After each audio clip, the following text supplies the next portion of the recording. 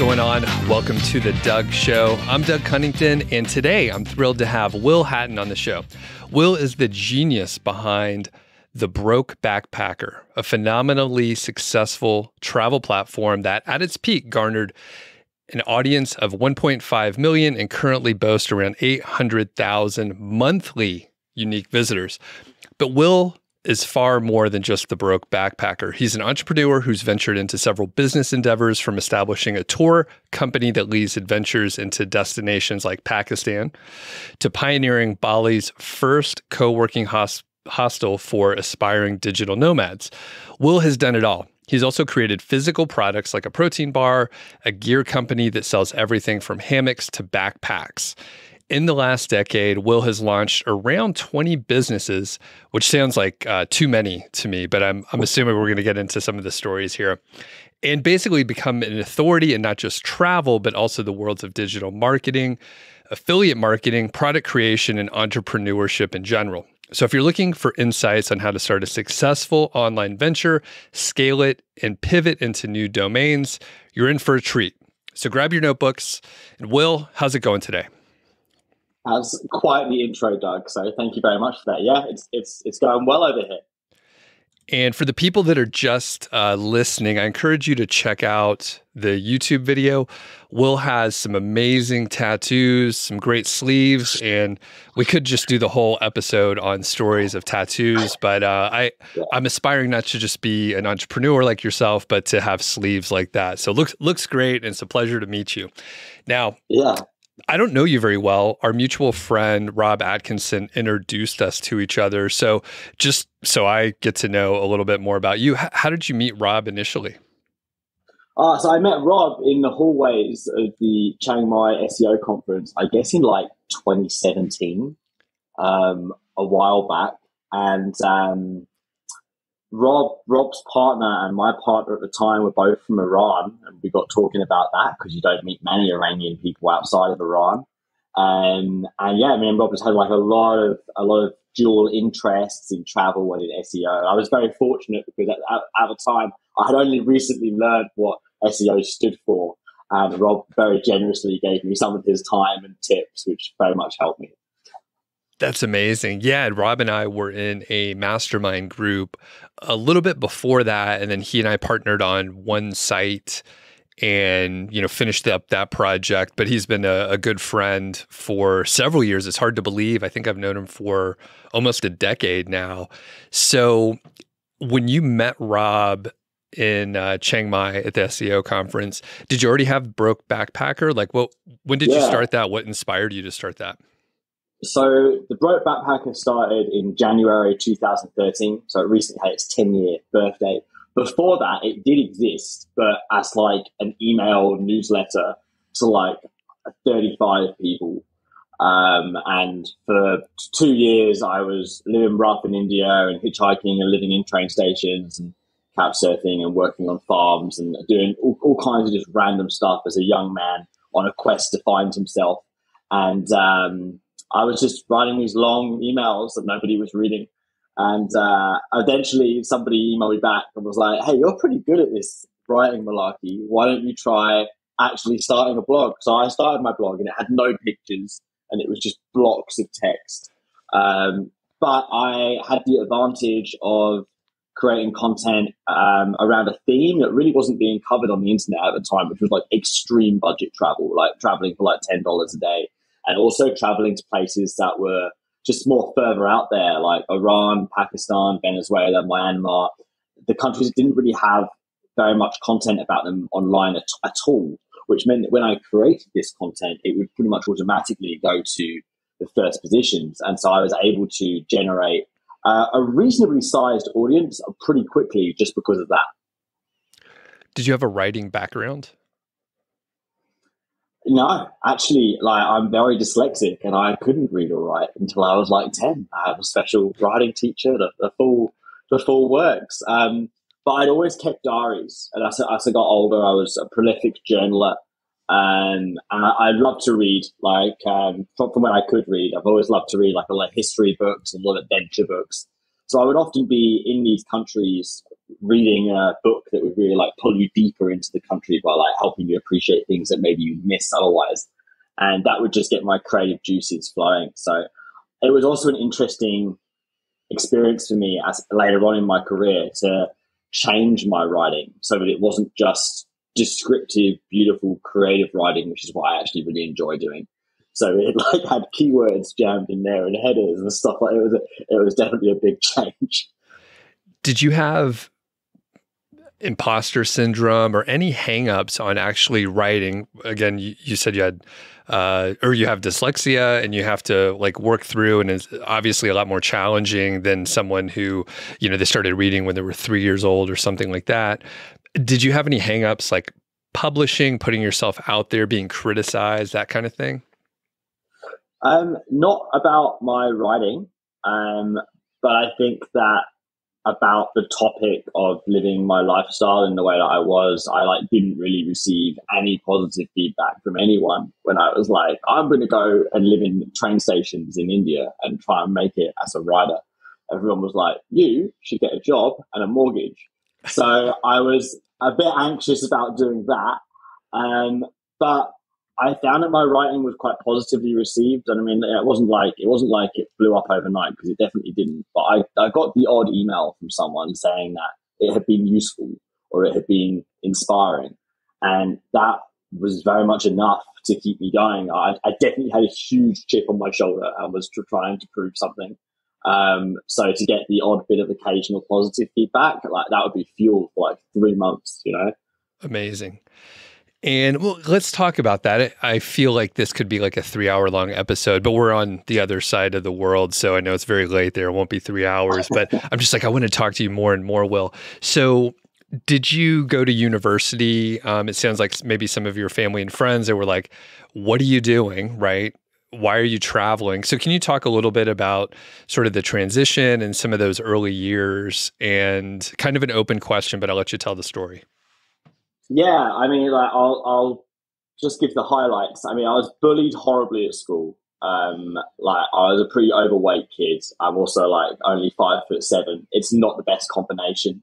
And I had a really hard time at school. So I was like, I am going to join the army, and they are going to turn me into a man. And that was my plan. And then I decided to go and do a little bit of traveling before I joined the army. And upon my travels, I got horrifically injured, spent 3 weeks in a Costa Rican hospital, and then had to like go home, move back in with my parents, and like basically be bedridden for several months whilst my mother would put like job applications, none of which were for the army, on my bed like every day. So there was like a lot of pressure to be a teacher or to be an electrician or to like do something safe. And I put on a ton of weight again, which I'd worked really hard to get rid of so that I could join the army. The army were like, sorry, son, your leg is permanently fucked up. You are not coming in the army. And I was like, okay. So I saved a bit of money. I worked some jobs. I did like a load of buying and selling on eBay. Like I was going around charity shops and picking up books. And then I'd check my basically dial-up BlackBerry. And if I could make like 20 pence on buying this book, I would take it home and sell it on eBay. Made some money and went to India. And the reason I went to India was because I could get a 1-year visa, which meant I wouldn't have to worry about visa costs. That was like literally the reason. And then I spent a lot of time hitchhiking, living, learning, having amazing and horrific experiences in like rural India. And that, as it turned out, that turned me into a man rather than blowing people up. So win-win. Yeah. And you hear... That's an amazing story, and it sounded heartbreaking, right? Like as you're going along and you hit these rougher patches, and you hear a lot of writers, they go out and they travel, they experience the world before they can start writing, right? Nobody wants to hear about someone who whatever they come from a good family, they just go to school and they haven't faced any challenges or whatever. So I imagine those hardships, those challenges you ran into traveling made it really relatable in your blogging. Do you have any comments on that? Yeah, definitely. I think that I was always quite open to like poking fun at myself and at the things that I was experiencing, not in like an unkind way, but in a, hey, look, like I was on an Indian sleeper train and whilst going to the bathroom in the dark, I ended up covered in shit. And you can make that into a pretty funny story if you are that way inclined. So yeah, I think trying to be relatable and not, and you know, this was before Instagram and everything anyway, but there was always people in the travel space who were like, travel is amazing, it's just wonderful, there's no hardship, there's no trouble. Maybe that's true if you've got a lot of money to travel, but if you're traveling like on a budget, stuff absolutely goes wrong. It's when things go wrong that you tend to learn lessons. And it's when things that go wrong, if you coded yourself to try and find the funny, it can be pretty hilarious. And so that was the kind of stuff I was trying to share. Yeah, I feel like that would be a pretty funny scene in a movie that I would like and really enjoy. So, okay. So let's move on. Let's jump ahead. And I mentioned at the intro, your blog got 1.5 million visitors, I think, per month at its peak, and you grew it from scratch. So how did you grow it? You talked about meeting Rob in Chiang Mai, learning SEO, all that stuff. And, you know, you were toiling away and working for like 3-4 years or more, right? It's been around longer. So how'd you get it to so much traffic? Yeah, well, I mean, I wish it was just like a simple one-word answer and then everybody could go home and have gigantic websites. I think, as you said, I put in a lot of work beforehand, but I think learning how to scale content, how to hire the right team, how to find traffic, and also like learning how to differentiate between when it was worth me figuring out a learning curve between somebody versus somebody else figuring out a learning curve. That was all important stuff, but I couldn't get to any of that until I made like a little bit of money, because for ages the broke backpacker, which was my only income and I really had no savings, was making like $500 to $1,000 a month, and that was from selling dodgy casino links. So like, you know, it wasn't very reliable. When I was in Pakistan, I was recording a lot of that on Snapchat and it was being very positively received. So I basically dropped a PayPal link into my Snapchat and was like, yo, does anybody want to come on a tour with me to Pakistan? Here's the link. And it was like sold out in a day. And I was like, oh, fucking great. But now I've got to like figure out how I'm going to run this tour around Pakistan, you know, a country that I know quite well, but which I've spent 3 months in. It isn't that much time. And I've got these people from all over the world coming over expecting me to show them around Pakistan. So I behaved very sensibly and I immediately spent all of the money that I had been given on like trying to scale the broke backpacker, with the rationale that I had 6 months to make that money back so that I could actually afford to run the tour. And luckily I was able to make that money back. A big advantage for me running the broke backpacker has been it's quite a visible and quite a desirable job finder, as in people email me all the time. They're like, oh, I like what you're doing, can I come work for you? So most of the people that work for me now I've met on the road or have emailed me directly.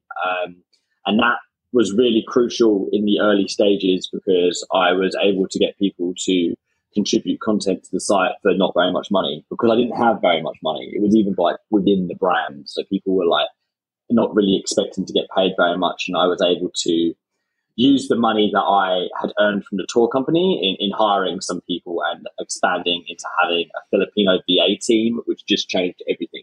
I mean, that completely changed everything. Like, and hundreds of hours had to go into building and training them until they were able to provide the incredible value that they provide still today. But that was one of the bigger wins for us, for sure. It was a very long journey. And I mean, up until COVID, we were just crushing it. It was ridiculous. And then obviously COVID came along and destroyed us and destroyed a lot of the other ventures that I was in as well, because almost everything I was doing was in travel, basically. Got it. Can you go over some milestones? You shared, some of the traffic numbers. You mentioned, $500 to $1,000 a month. with selling links and that sort of thing. So Yeah. take us through maybe like the growth curve, and I would love to know revenue. I know Yeah. we might not be able to share everything, but if you can give people a sense of what the site was earning, and then afterwards, I'm going to ask you about your team and stuff, because obviously you've grown it quite a bit. So yeah, let's talk about the milestones along the way so people can understand how much time you put in before you hit some of those for sure. peaks. So the site started in 2013. It was making about $1,000 in 2015. I then launched a tour company, which would give me cash injections of between 12 to 16 grand pretty easily by me basically spending 2 weeks in the country leading a tour. And that enabled me to grow things further. By the time we got to like 2018, we were hitting like 3.5 to 5 grand a month from all affiliate basically. And then that just exploded. Like it absolutely exploded. It quickly went to 5 figures, and then it went to 6 figures, and then it just like kept climbing. That was because of a couple of reasons. Firstly, we figured out a few series of content that we could do, which enabled us to like put stuff out on a much bigger scale. Secondly, I started forming much closer relationships with the affiliates that we were working with. I actually went to London to visit some of them, and was able to negotiate some commission structures that are like, honestly ridiculous. I'm amazed they gave them to me. So that definitely made a big difference. You know, it's great if you can get more clicks, but it's easier just to make more money out of the clicks you're already receiving. So that made a big difference. Building up the team made a big difference. We're chugging along real nice. Everything's fantastic. And then COVID. And we go from making 6 figures a month to losing 5 figures a month of like my savings basically, just to keep the team employed. So I doubled down during that time. I actually hired some more people. We did a complete site rebuild, which was expensive and time consuming, but made the site a lot faster. And after COVID, I would say that we've recovered to about 50% of where we were, which is good money. It's not the crazy money we were on before. There's a few reasons for that though. And I think one of those reasons is that pre-COVID and post-COVID, just how Google is arranging the SERPs is completely different. Like we had a lot of featured snippets before, and most of those are gone now. There's a lot more ads above the fold. So even if you're in position, if you were in position 2 before and you're in position 2 now, position 2 might actually be like position 5, as you know, right? So I think that's part of it. And I have a couple of things I should mention along the way. Like when we found that we were really crushing it with the affiliate marketing side of things, I was like, okay, so the logical way to make more money out of this is to look at our top performing sales, our top performing products, and to do our own version of those products. So we started doing like packable day packs, the ones that fold down, and microfiber towels and hammocks, nothing too technical, nothing that could like break. And we were shipping them from China, and that was going like quite well and had room to go to very well, but basically COVID increased shipping prices by like 400%. That's done now. That's finished. And that was, yeah, I mean, COVID was hard to work with for sure. Man, devastating. And it sounds like you didn't have any, say, like corporate or operations or logistics or product design or fill in the blank. You didn't have any specific education or experience in any of these areas, right? Okay, we'll come back to that before I forget about your team. So you did mention that you pulled a team together in the early days. It was your peers that were traveling. They had great stories to tell. They were your friends. They were working for cheap. And then you grew, it sounds like a pretty big team. So talk about growing the team. Yeah, so we've got about 16 full-timers at the moment, plus our Filipino VA team, which is 10 strong, but with 1 point of contact. And she's been with me for like 5-6 years now. So we've got like a long-standing relationship. Building it, honestly, like it's, I don't know if this is like an answer that is very replicable. But a lot of the people that work for me, I've met them on the road, and I've been like, hey, I like you. Do you want a job? And a lot of the time when you get talking to people, they're like, wait, hang on, you're going to allow me to earn somewhere between 1,400 to 2 grand a month whilst traveling and pay me to write about it. And I'm like, yeah. And they're like, fuck yeah. So, I mean, we're able to really retain good people, which is fantastic. And I mean, to be honest, if I had found a job like this whilst traveling, I might never have gone into entrepreneurship because it's a pretty good job, right? So yeah, we're very lucky. And now the way it's structured is I've got like 4 managers, and they've each got like 3-4 people under them. We organize on Trello and on Asana, and just keep everything really organized and really fresh. And I mostly just do the strategy now and writing the occasional post and training new writers so that their tone is correct. All of the like day to day is handled by the team now. Perfect. So where did you learn your CEO skills, your operations skills, HR and all that stuff? Did you have any books or mentors or anything like that? Honestly, no books or mentors spring to mind. I mean, Tools of Titans by Tim Ferriss is a great read, and all entrepreneurs should read it. I'm not sure if that necessarily taught me anything about people management. I will say I've made a lot of mistakes. And I've been stolen from. I've lost things to people who I should not have lost things to. I've had people getting close with me and take advantage of me. And that was, again, like some childhood wounds coming up about like not feeling worthy and feeling like this fat kid that's got to prove himself. Like, it's funny, I actually let a couple of people rob me blind, and I even kind of knew it was happening at the time. You live and you learn. You live and you learn. And like I've been doing this for over 10 years now, and I've certainly learned some lessons. I think that the team that I've got now is the strongest it's ever been. And I think that the lessons that I've learned, my whole goal is just to not have to relearn them and to take them into account. But yeah, you know how it is. It's hard to know who to trust, as you know. And like, as you're scaling these businesses, trust becomes the most important thing. Especially when someone's working remote. Can you even trust it? They're telling you the truth on the hours they're working. So it's very important. So I mostly go with like intuition and gut feeling and trust. Plus someone needs to be able to write, obviously. But you can, if someone's got like a bit of an artistic flair, 6 weeks working with someone, you can get them to be pretty good. And then every now and again, you'll find someone who's like amazing. But yeah, I think that from a management point of view, it's trust and like, I WhatsApp voice messages. I'm big into voice messages. Like I leave my team voice messages all the time. Try and like find that line between being friendly and being boss man.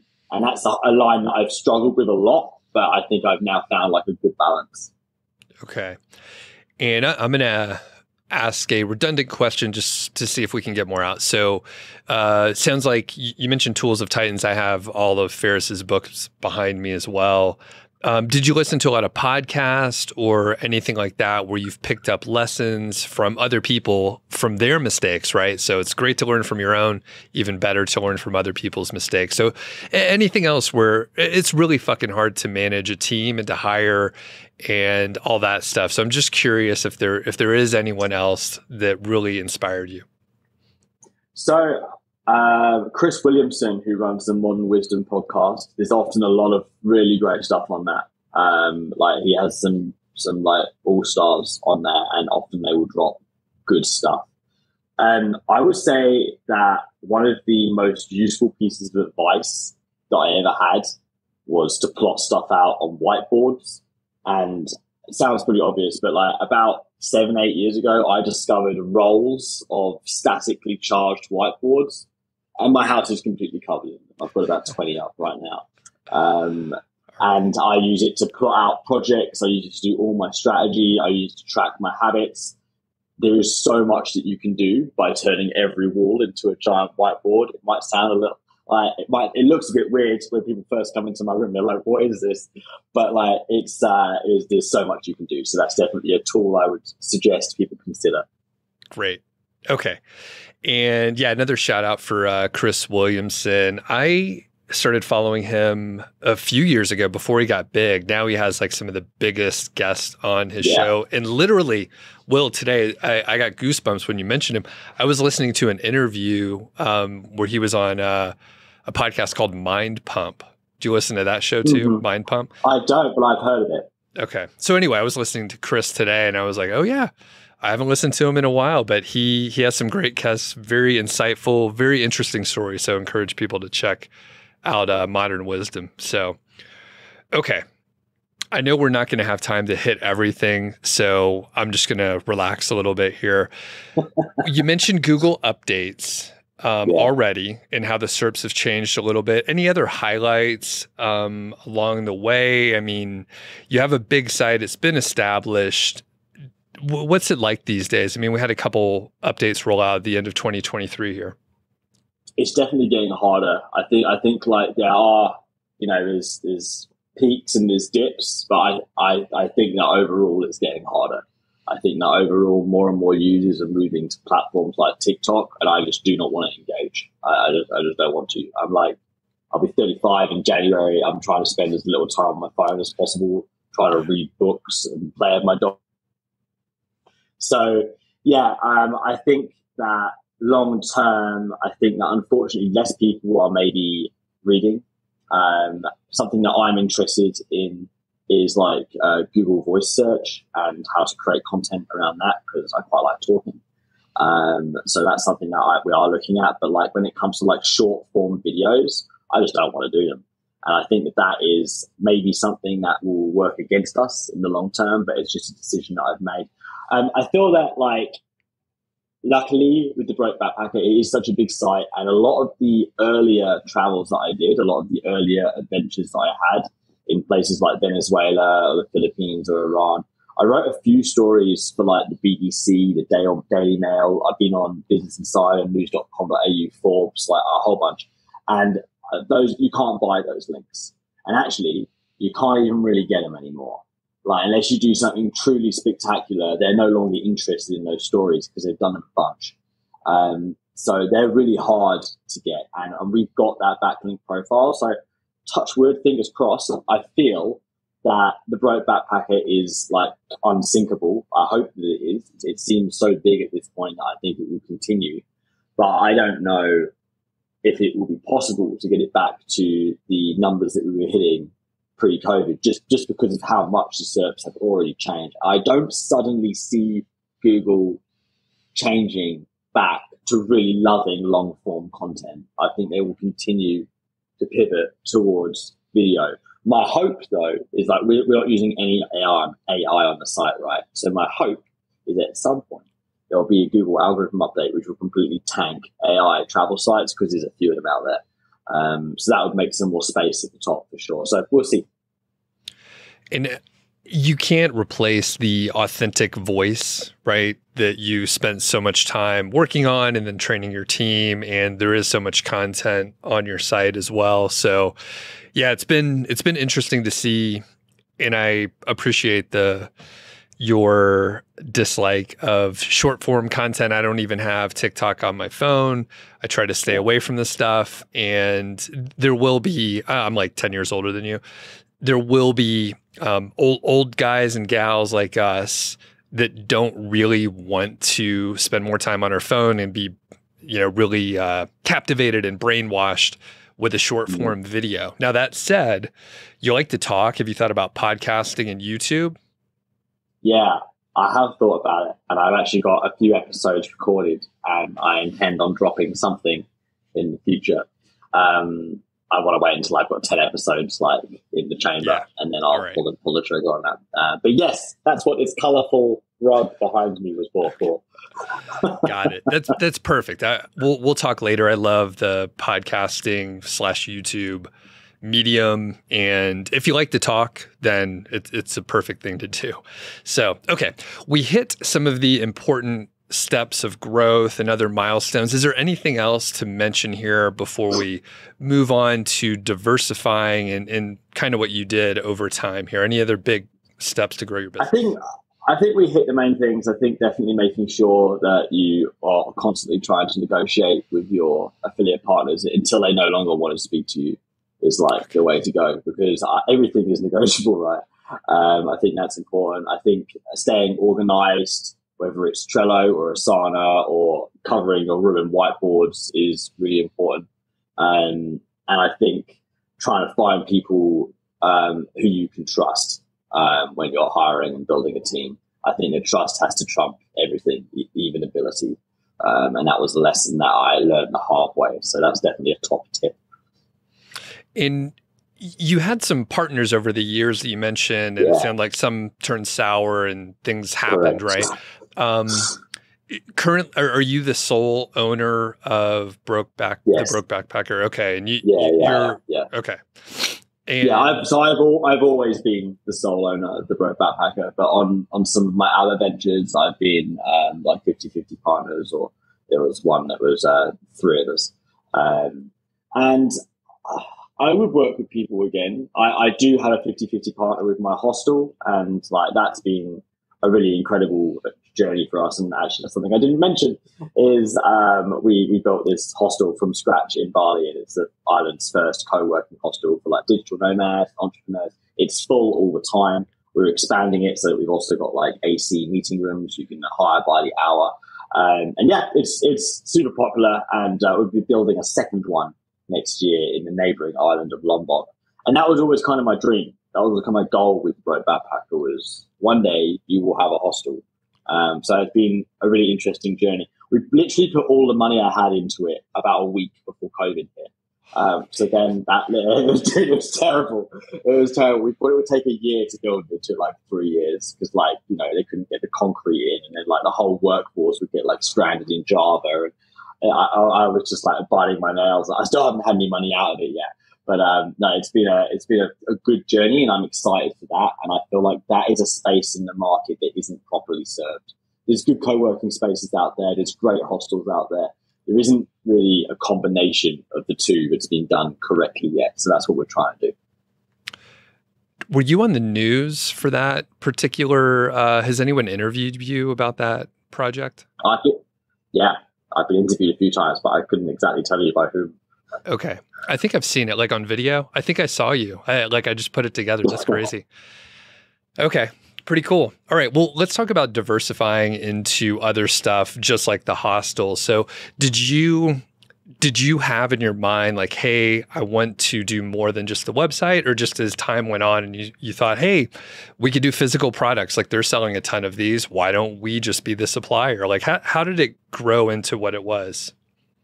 Yeah, I think two ways. Firstly, one was trying to continue to leverage the Brokeback Packer. So like if we're selling a load of a product, well, hey, let's do our own product. Or if we're an authority on Pakistan, hey, let's run tours to Pakistan.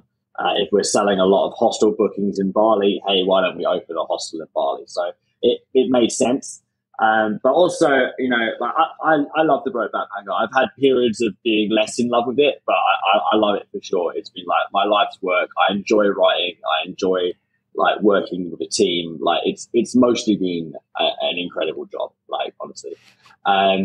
So I have done a few other things, but it's more just been because I have a lot of ideas, and I've had some bad ideas, and I've also had some pretty great ideas I feel weren't given a full chance because of COVID. Overall, the Brokeback Packer was kind of the biggest and the last man left standing besides the hostel. Almost everything else I was doing was like, I had like a whole bunch of sites that were in like the incubation stage. I've been working for 3 years on this backpack, which was made out of like recycled ocean plastics. We sell a lot of backpacks, and I was going to sell that. And then we like basically couldn't get the materials for like 9 months, and the project just died. And that a lesson there as well was I was like, I can design a backpack. I've worn loads of backpacks, and that was incorrect. So I think the lesson there was know when you can do something and know when you should delegate it to someone else. So yeah, lessons have been learned, and there's still some projects that I'm quite excited about getting off the ground over the next couple of years. The main one that I'm working on at the moment is I'm writing another book. I have no idea when that will be ready, but it will be ready at some point. Cool. And, it seems obvious in the way that you've told the story. Each one of the ventures sort of complemented the Brokeback Packer. Yeah. And you were able to leverage your existing audience to sell products, something Tim Ferriss talks about all the time. And you see the examples of this, like Ryan Reynolds, right? He bought a stake in Mint and then started promoting it because he has a lot of followers. And I just switched to Mint Mobile. So anything else to add here? Again, it's kind of an obvious question, but I just want to let you talk about it if there's anything more that you want to mention. I think a lesson from the drop shipping side of things was I didn't understand that you need to either have like a high ticket item or you need to be selling tens of thousands. And that was why it was pretty good and not really good. Like, I think I could have got it to really good, but it was going to be a lot of work because our like highest ticket item was like, I think the profit was like $18 by the time it was, that just wasn't enough for all of the work that went into it.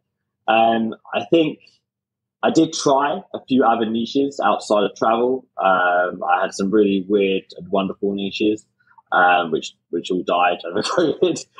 The next most logical jump for me was entrepreneurship and digital nomadism. So I had another site called Ditch Your Desk where I just posted free information, and that was pretty popular for a while. And then basically, again, when COVID came, I just sort of abandoned that project to focus on like the core. And I haven't gone back to it yet. I'm planning on doing something with it. Maybe I'll launch my podcast with the same name. I've got a whole whiteboard of names over there. I really haven't decided yet. But I feel like knowing what your niche is and how big it is important, because the travel niche is massive. And then outside of the travel niche, you've got the digital nomad niche, which is like, this is how people actually get to travel forever, is by making some kind of income online. So that's something that we've talked about a lot. And I was looking at doing like retreats to Bali, where it would be like an entrepreneurship retreat, like spend a bit of time with me, spend a bit of time with a couple of other entrepreneurs, see the sights of Bali. And that's something that I'm looking at doing in the future. But it's also been an interesting journey as I've moved from like, in the past, I would go and do these tours in Pakistan, and it would be about 2.5 weeks, right, all in. And I'd make, 10, 12 grand. And at the time, that was like a lot of money to me. And it's still a reasonable amount of money. But right now, do I want to fly to Pakistan and spend over 2 weeks, like, being in a service role and staying in a tent to make 10 grand? No, I do not. So I think it's important to try and figure out like what your time is worth. And that was another lesson for me. Like, I realized that I was charging way too little for my time at certain points on my journey. Sure. And, as we're getting older, you maybe have a little less energy, and it's not as novel. Like, you've done that trip several times, right? And it was probably really exciting the first time, but after 20, I don't know how many you've done, but after so many, it's just like the novelty has worn out and you want to do something else. You have a family, right? No. No. Okay. I've got a bunch of dogs. I am recently separated, but dating several wonderful people. So life is good. Okay, great. Okay, I have a dog too. So, but regardless, like there's other stuff that you can do aside from doing the same trip over and over again. So you had roughly 20 businesses under your belt. Do you have a specific process for identifying what you want to work on or certain opportunities? Yeah, for sure. Like, so back in the day, I put most of my time and energy into building up the content team and the processes that went into making great quality content at a price that made sense. So I spent a lot of time into building those processes. And then I was like, okay, the biggest resource that I've got after the Broke Backpacker is the team. So what other projects can I find where I can apply this team? What other niches exist out there where you can design a piece of content once, which you can then replicate 100 times around usually a location? Would be just a series of content like best mechanics in Brisbane and so on. So that was something I was trying to scale and was very interested in. And my whole strategy was to go and buy sites on Flipper for between 5-10 grand and throw 10 grand worth of content at them, a couple of grand worth of links, and see what took off. And I was doing pretty well with that, actually. Like, I had a few that, had made their money back, and then 10, 15, 20 grand here. I had a couple that were like showing positive signs in the SERPs.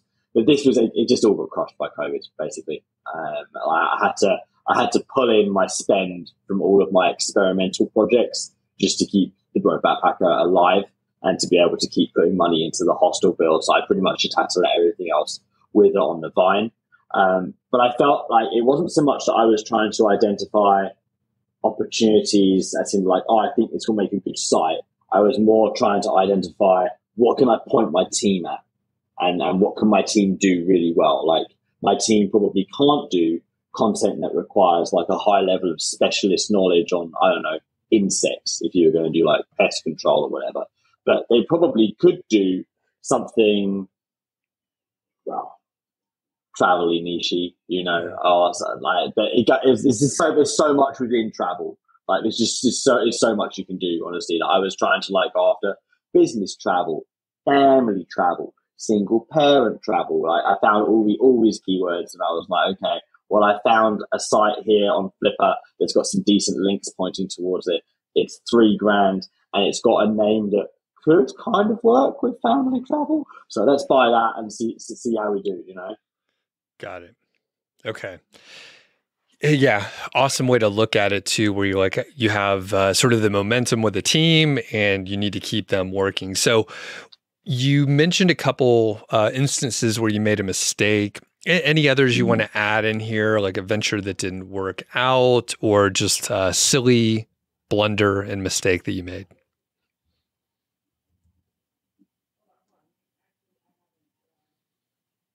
Honestly, I think that if COVID hadn't come along, we'd still be crushing it. I mean, I made mistakes with trusting some people. I made mistakes with pricing some of my products wrong. I made mistakes with pricing my time wrong. But overall, I think that I mostly invested my time and energy into like building this team and to building the strategies. And it's mostly worked. I think having the ability to pivot quite quickly if someone new in the team isn't working, or if some new series of content that you've tried isn't working, or like rather than to just nip it in the bud, to try experimenting with sending it in a different direction. I think that I've probably lost money by not doing that fast enough, but I've gotten better at that over time. Is there some, for the listener out there, is there some KPI or criteria that you're looking for where you're thinking this isn't working, let's pivot a little bit versus let's just stop doing this whole idea? So I'm embarrassed by how I'm going to answer, which is that I don't know how to use spreadsheets. I actually don't know what a KPI is. I tend to eyeball things to get all the numbers in front of me, to eyeball a series to be like, right, this series is bringing in X amount of traffic and it's only bringing in Y amount of revenue. Therefore, I think it's underperforming. Why is it underperforming? Get in there. I've been looking at content for a long time now, but like, okay, this shouldn't be here. It should be here. This should be up here. Let's try this over here. Let's change the button colors. And I'll just tweak it, play with it, and I'll be like, right, guys, this is the new version. Go and do it 200 times. And it doesn't always work, but often when I spend a bit of time playing around with things, it will improve. Okay. Sorry about that. It's key performance indicator. And you answered it like you knew what it was, by the way. So you'll look at the numbers, you check it out. Yeah, well, you're good. Sorry about that. Okay. So, big traveler, and do you consider yourself a digital nomad, or do you move around a lot? Can you talk about your lifestyle a little bit? Yeah, I'm in Bali about 6 months of the year. And then I tend to travel about the other 6 months of the year. So I do travel quite a lot. This year I've been to New Zealand, Japan, Peru, Thailand. I'm about to go back to New Zealand and then to Vietnam and then back to Thailand. I'm all over the place next year. So I do have a base here. I've got my dogs. I have my Indonesian mother who takes very good care of me and looks after my dogs when I'm not here.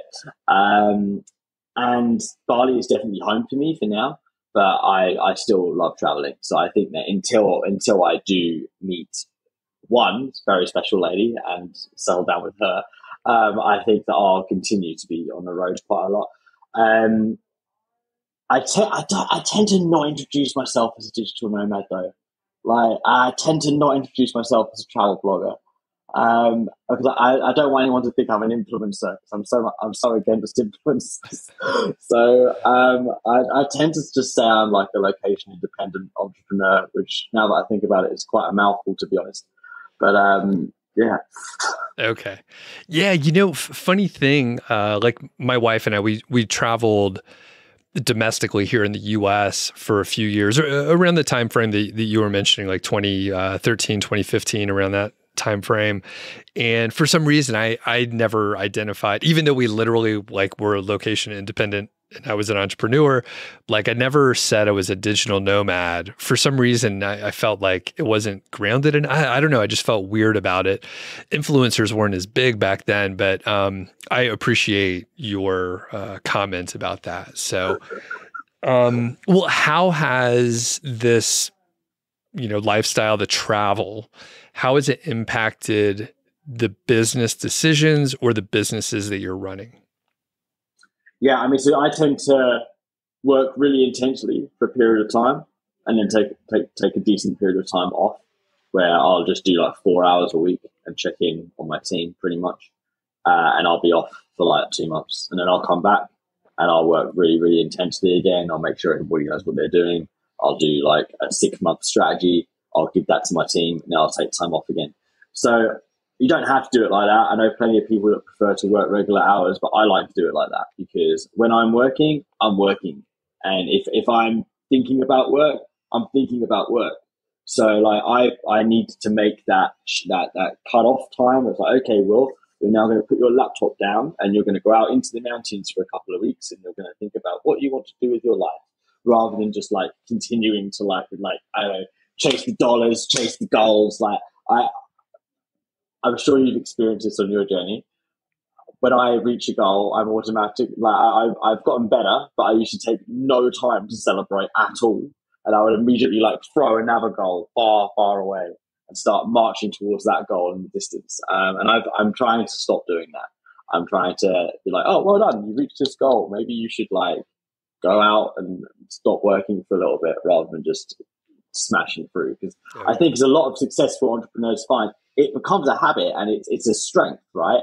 But it can be a weakness from the point of view of like your life if you don't get it right. For sure. Yep. I identify with that completely. In fact, I have another podcast. My co-host and I were writing a book on, we're calling it the lazy book, but it's really like anti-productivity.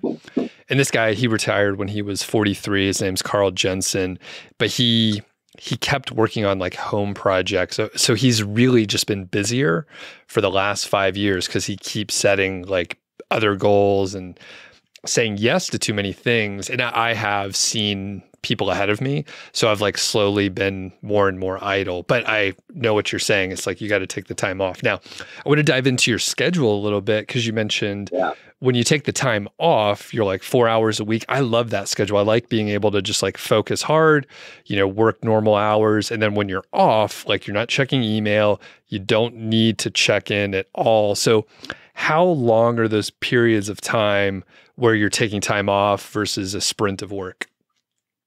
Well, it depends. So I recently did 3 weeks in Peru. I was actually on an ayahuasca retreat, and like I didn't even have my phone for like 2 weeks, so I couldn't look at it even if I wanted to. Wow. And that was amazing. It was the longest like pure real digital detox I've ever done. 2 weeks, and it was insane. I've got quite a good system with my phone anyway because I've got 2 phones, and at like 7:30 p.m. the main phone goes in a box. And the secondary phone comes out, which it's all podcasts and music. And like, I've got my mum on there and I've got like 3 other people on there. There's no social media on there. So that works really well for me. And it's necessary because all of my team talk to me via WhatsApp. So like, I have to have some kind of disconnect. And when I'm traveling, I try to mostly be off my main phone altogether. And then I'll just like log onto my laptop, like for 1.5 hours or an hour, like 3 or 4 times a week. And it's enough. It's enough to get rapid fire caught up. I might do some writing work in between, but like the writing work that I do for the Broke Backpacker doesn't make me any money. I do it because I enjoy it. It's not like affiliate posts. It's like my stories from being on the road. So that's more of a fun thing for me, to be honest. But yeah, I think the disconnect is super important. I'll be doing like 4 months next year, where I'm planning on only working like 4 hours a week. That'll be the longest I've done for a while. But then when I come back, I'll probably settle into a good routine for like 3 months and just smash through some work, smash through some fitness, because it's hard to stay fit on the road as well, which is like the main reason that I always end up coming back to Bali, because I'm like, okay, you need to get in the gym, man. Yeah. Yeah, I know what you mean. I just traveled a bunch over the summer and put on a few pounds, and I've been like lifting a little bit more, watching the diet, stop drinking so much, that sort of thing. So, okay. As we're wrapping up here, I'm going to ask a question that we didn't have on the list here, but I think you'll do fine here, Will. So there's quite a few like travel bloggers in the audience out there, or people that are aspiring. So the landscape of SEO has changed. If you, Will, were starting today, what platform would you use? Would it be a blog, podcast, YouTube, social? Knowing your personality, right? And what work you like to do, just what would you do? And can you talk a little bit about the approach that you would take? Yeah. So I think the first thing that I would ask myself is, do I want to create an income so that I have freedom and can travel? Or do I specifically want to run a travel blog? Because travel blogging is the most visible digital nomad job. And it's what most people think of when they think of creating some kind of online income. It's also one of the most competitive and one of the most difficult ones to actually do well in. It's a lot sexier than like doing local SEO for, I don't know, a lawn mowing business, but you might be able to build that up much faster and get it onto autopilot much quicker. So I think that's a question that you definitely got to ask yourself. If, however, you have like a burning desire to share your travels with people and you're willing to niche down enough and to go out somewhere like special, Central Africa hasn't been done properly, like parts of South America still aren't properly covered. There's still opportunity out there for sure for displaying like raw, rough, real travel, like get a motorbike, drive it from the top of the world to the bottom. People will love that. But yeah, for sure, you'd have to use social media. Like I don't see how you couldn't. I actually did pretty well on Snapchat before I rage quit it a few years ago, and I've never really done anything with my Instagram. But I think that you can find a balance of, at the end of the day, like video is the best way to build a connection with your audience, right? You get your face in front of them, you can show them exactly where you are. I think it's hard to do it well. And I think that the people who I know who have done it well have been all consumed by it. So I think it's like a difficult balance to get right. But if you decide you do want to go down the travel blogging route, I would say you need to understand it's busy. It's a busy space. And to do well in it, you're going to need to work for 2 years with no expectation of making any money. And you're going to need to do something a bit different. If you want to go to Thailand and go down Koh San Road and you think that that's content that's going to help you stand out, you are incorrect. You need to go and do something different. You probably need to be quite brave and push yourself out of the comfort zone. And you need to be real. You've got to be real. Like, I think that one of the reasons that I was successful is I have always been quite open about talking about, like, I was bullied quite a lot, that I had, like, quite a lot of issues with body image. I've had, like, a lot of problems with drugs and alcohol throughout my life, and I've talked about it. I was addicted to porn for a few years, and I've talked about it. And I think all of this has made me more relatable because I've fucked up a lot. And usually people who are reading or watching me have fucked up in at least one of those ways. And they're like, oh, well, you know what? This guy seems like actually he's kind of on it and he's out there and he's having some cool experiences. So maybe I'm not a total fuck up if he's made these same mistakes, and people relate, and then they're invested at that point. So I think that getting that right and being honest and true is valuable. That's a great answer. And we're coming up on the end of time, so I'm going to let you go, Will, here in a second. What's next for the Broke Backpacker? You mentioned the book, potential podcasts. Like, what do you have coming up in the next, say, 6 months or so? So at the moment, we're looking at land in Lombok to open our second tribal hostel, which is going to be much bigger. Really, really excited for this project. Personally, for me, I've got like a lot of cool travels coming up next year. I'll be going and doing a second ayahuasca retreat in Ecuador, which I'm really excited about. The first one was amazing. It like blew my mind. I got to see all of my childhood trauma and like all of the stuff that's wrong with me and all of the stuff that's right with me. And it was a very empowering experience. So I'm excited to go back. I'll be traveling around Peru, Ecuador, USA, Burning Man. So yeah, I'll be around. And then, yeah, I'm writing this book. I'm working on this podcast. And those are my big kind of creative projects at the moment.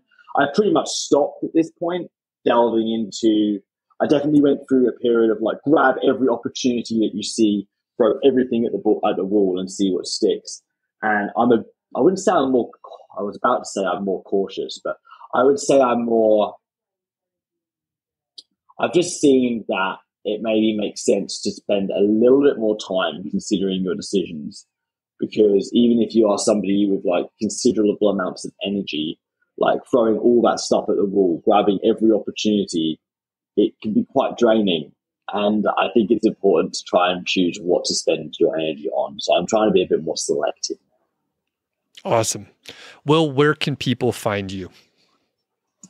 Well, I'm on Instagram, even though I spent most of this episode slagging off social media, at Will Hatton __. The website is thebrokebackpacker.com. The best thing to do is to subscribe to the newsletter because I write that and that goes out once a week. And that is where I shall announce the launch of more fun projects. If you want to actually find me, though, you can come to Bali and you can come stay at my hostel, which is Tribal Bali.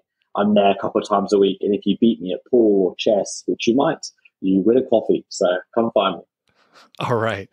This has been amazing. And I hope we could catch up soon. Would love to hear about, things as you're launching them and all that kind of stuff.